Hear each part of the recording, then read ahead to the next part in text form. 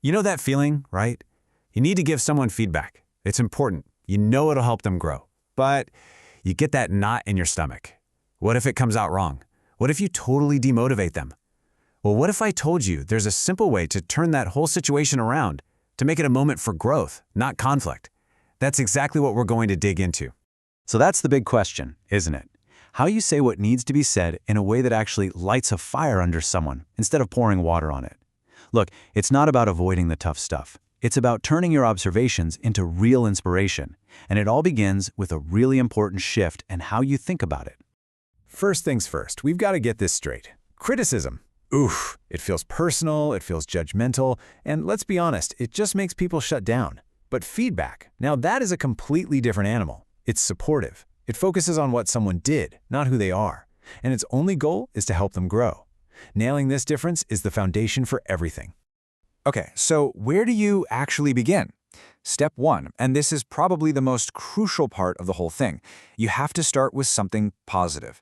And I don't mean just being nice for the sake of it. No, this is strategic. It completely changes the vibe of the conversation and makes the other person actually want to hear what you have to say next.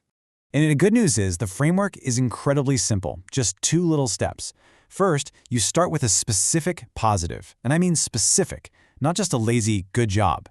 Then, and only after you've done that, you offer a clear suggestion for how to make things even better. So let's look at what that first step actually sounds like in the real world. See how specific that is? It's not vague at all. It's excellent structure, engage the team, great visuals. The person on the receiving end knows exactly what they did well. That reinforces the right habits and, it builds genuine confidence. All right, so you've laid that positive foundation, you've built that trust. Now comes the part that can feel a little tricky, the actual suggestion. But here's the key. Instead of pointing out a flaw from the past, you're going to frame this as a cool opportunity for the future. And this is exactly how you do it. The words you choose are everything. Listen to that phrasing to make it even stronger, and try adding. It's totally collaborative. It's looking forward. You're not saying you messed this up. You're saying, hey, let's team up to make the next one a home run. It completely changes the game. This is the mantra. You should write this down. When you deliver feedback this way, it just doesn't feel like an attack anymore. It feels like you're on a shared mission. You're not just pointing out an error, you're investing in that person's future. And what's more motivating than feeling like someone truly believes in you? So let's just lock this in. The key actions are simple. 1. Be super specific with your praise and your suggestions. 2. Always frame it as a helpful idea, not a command. And 3. Above all else, stay supportive. That's it. That's the line between building someone up and tearing them down. Now here's the thing. You can learn all the techniques in the world, but they're just empty words if your heart's not in the right place. People can spot fake a mile away. So that brings us to the real secret sauce here. It's all about the empathy mindset. Let this be your North Star.